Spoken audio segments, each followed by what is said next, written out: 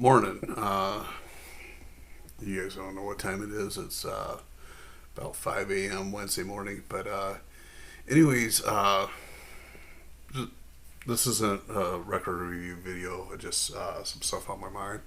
Uh, with the holidays coming up, something that's been kind of bothering me is, you know, I started this channel in reaction. For a few reasons. One, I love punk and roll music, and the magazines don't exist anymore.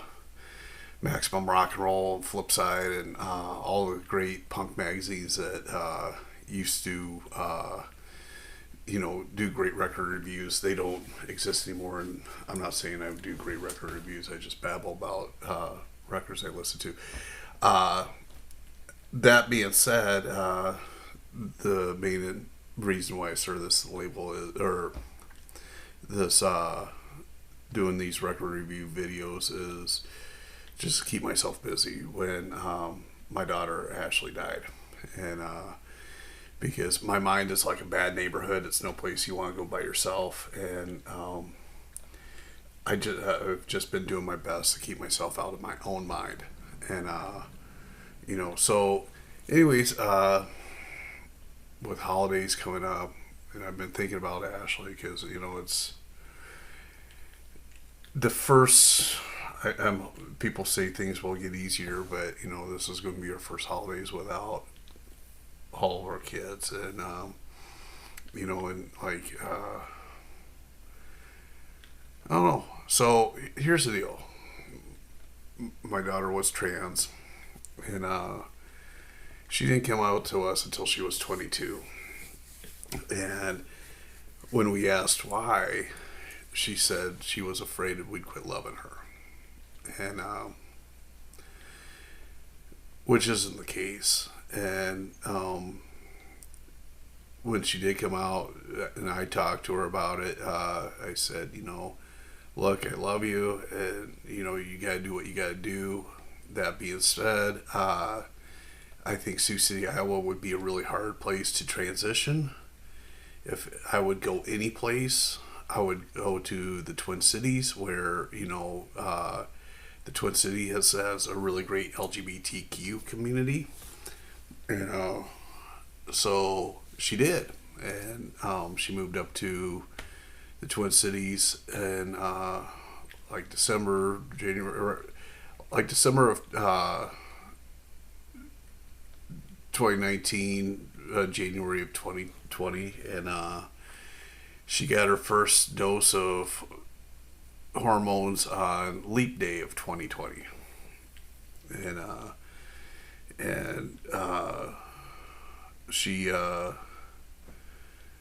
was all excited about it. She got her first dose of hormones on Leap Day, but if you remember right, the whole world basically shut down about St. Patrick's Day of 2020 because of COVID-19. I mean, I don't remember exactly when they shut the airlines down or that sort of stuff, but if I remember right, it was right around St. Patrick's Day, March 15th, like between the second and third week of March. So, and then a few months later, they killed George Floyd about 20 blocks from her apartment.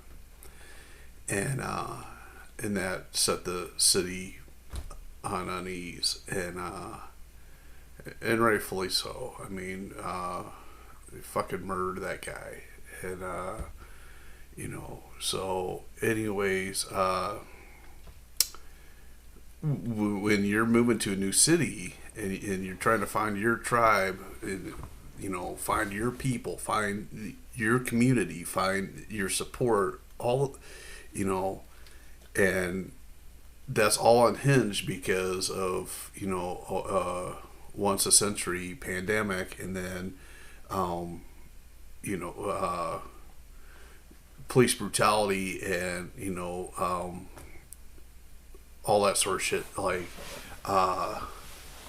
it was tough for my daughter, but there was one point where like I remember we went up to the Twin Cities and we went to lunch with her, and I'll tell you exactly where we were at.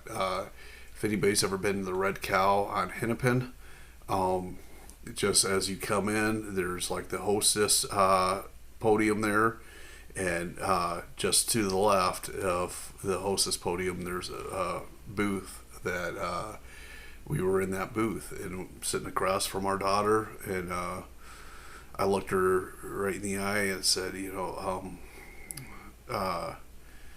told her that she's blossomed, that like she's, I'm raising her. There was a lot of issues raising her with depression and threats of suicide and problems at the schools, and nothing really ever made sense because nothing made sense. All of a sudden, this kid is uh, having this go on or that go on, and when she finally came out, she told us that she was trans. Everything made sense. Everything, it's like, aha, like the depression and threats of suicide and all that sort of stuff. The problems at school, all that stuff made sense because all along we were dealing with a trans kid who couldn't communicate about herself. And, so, yeah, I remember sitting there at that Red Cow that day and just telling her, you've blossomed, and I'm no longer afraid of you committing suicide because you're becoming the person you need to be. And the kid just fucking beamed. She was she was so happy and finally getting to the point where she was the person she needed to be. And I don't know. I mean, she died in a gun accident, and and I miss her. And that being said,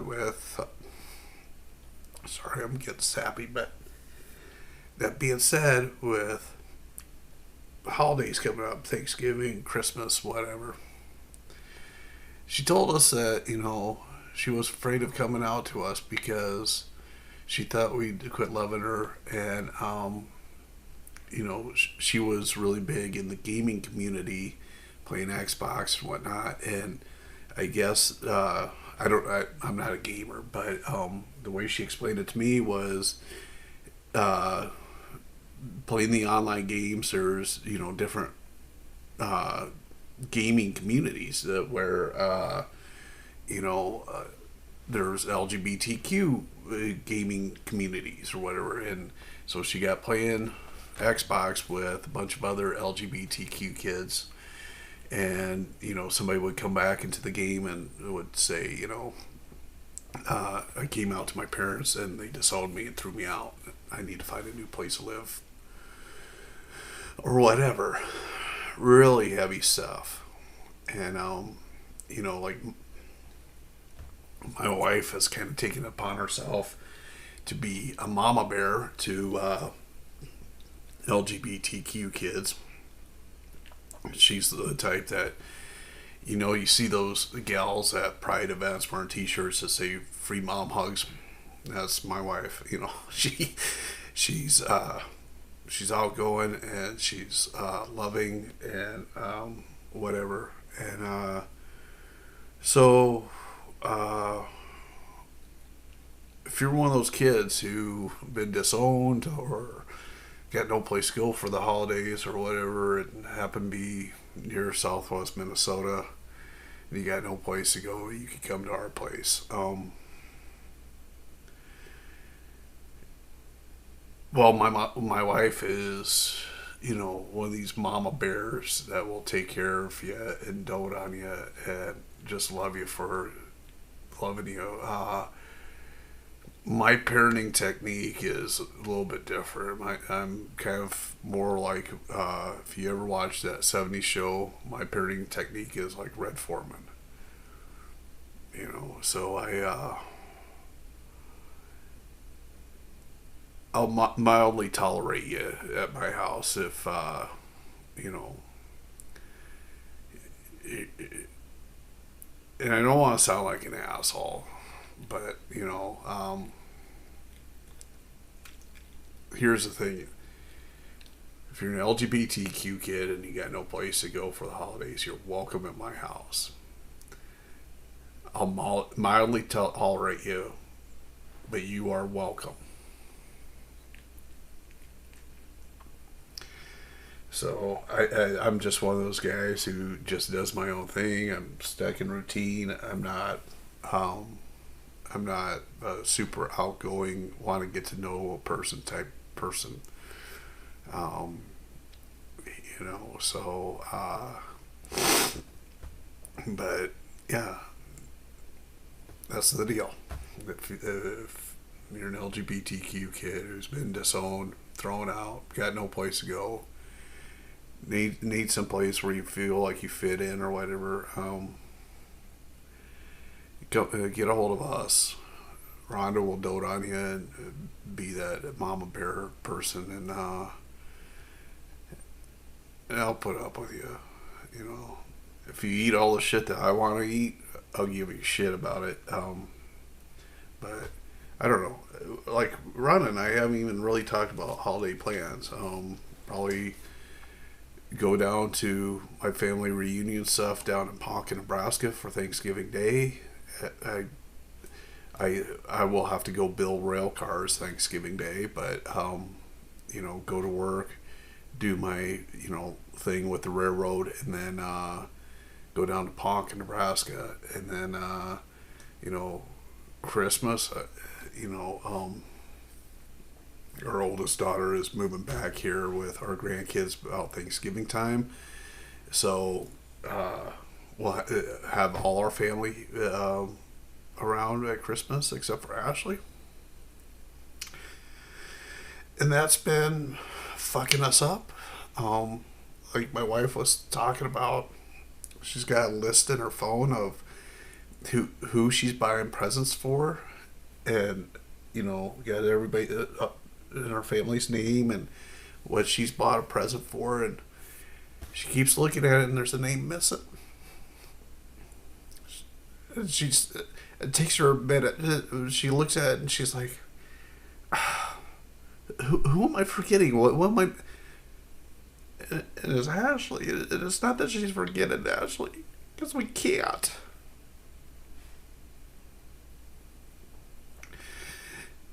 It's just, what do you buy for a kid who isn't here anymore?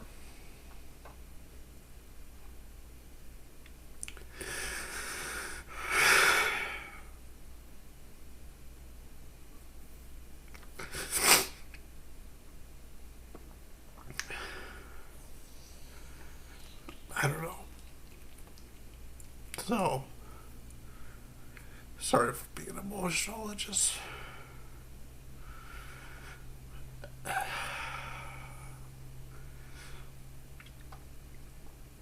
losing your daughter is such a fucked up thing. I don't know. And it's still not over. It's still not over. There's still a court case going on out in Virginia where it happened. They're trying to charge her girlfriend with manslaughter because this gun went off. And, when we went out, we had to go out there to clean out her apartment and do stuff after she died or whatever. And, we met with this detective. He was a homicide detective, who he was a transplant from NYPD and down to Virginia Beach. He said he'd been down in Virginia Beach 7-8 years. I can't remember, but I assume this guy has seen some shit over the years, You know, if you've been in NYPD homicide and now you're in Virginia Beach is still a good sized town. I think Virginia Beach is about the size of Omaha, Nebraska. So, anyways, he told us upon concluding my investigation, everything here just indicates a very tragic accident. And so if that's what it indicates, if that's, you know, the investigation shows it was a tragic accident, you know, like, we don't see prosecuting our daughter's girlfriend, and, you know, you throw her in prison, how's that going to bring back our daughter? You know, she's not a mad dog killer, she's not a danger to the public, you know, she's not, you know, this was an accident, and something that will never happen again from this person.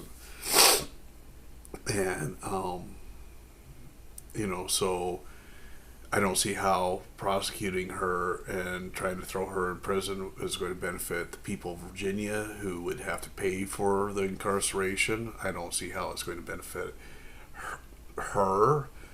I don't see how it's going to benefit us as the victim's parents. We don't. I don't see how it's going to bring back my daughter. You know, it just. But because this keeps going on, and you know, at this point, it's more like the state of Virginia is doing more harm than good for us. You know, like, because you get this healing going on, and you start to feel a little bit better, and then, you know, here comes another court date, and the tension and the anxiety fucking comes, and you just yeah, it is. I mean, this deal, I won't wish on anybody, you know. So, yeah. I just, you know, would encourage anybody watching this video to pray for Ella, our daughter's girlfriend, who's facing the state of Virginia in this shit. She, you know, you know, I don't know. I mean, it's fucked up. So, but anyways, I've rambled quite a lot. Sorry. Just wanted you guys to know, like, if you're an LGBTQ kid around Sioux Falls, South Dakota, or the Okoboji, Spirit Lake, Arnold's Park area in northwest Iowa, if you're, you know, southwest Minnesota, whatever, you need a place to go for the Christmas or Thanksgiving, or, you know, just you need some mama bear to dote on you or whatever, you know, reach out to us, and you know, but anyways, this world is so fucking ugly, and it's so, you know, like, just do nice things for people, just be a better fucking person, you know. I mean, you don't know shit about what's, you know, like, a gal I work with come to me a couple weeks after Ashley died. She apologized for not saying something sooner, but it was hard talking to me because her daughter was like 16, 17 years old, got killed in a car wreck, and it just, knowing what happened to me and my daughter, and the proximity of our work, of, you know, like, because really, like, I work for a small company, and, you know, there's not a whole lot of us in the office, and, you know, so knowing what happened to me just kind of, you know, ripped the scab off the wounds for her. And, you know, because that's how death and grieving works is, you know, you're okay until you're not. And, you know, and grief is a weird motherfucker. You don't, it's not linear. And that's what's driving me nuts about this shit. It's not linear. You know, if you broke your leg a month ago, you would have been better 2 weeks ago. And today you're even better than what you were 2 weeks ago, and definitely better than what you were a month ago. And, you know, so here I am 9 months later, you know, and I'm a fucking wreck. You know, I just, I don't know. I'm pretty good most of the time, you know, but I have been let myself feel and grieve and cry like this more. Um, you know, most of the time I could just go through my day, do my stuff, and, you know, but yeah. So, anyways, that's what I got. You know, uh, you can come fight with Ollie. Um, if you guys, this guy is a killer. Believe me, he'll bark at you and, you know, want to wrestle with you and get you to pet him because he's an attention hound. So, but anyways, sorry for rambling. If you've watched this far, thanks for watching.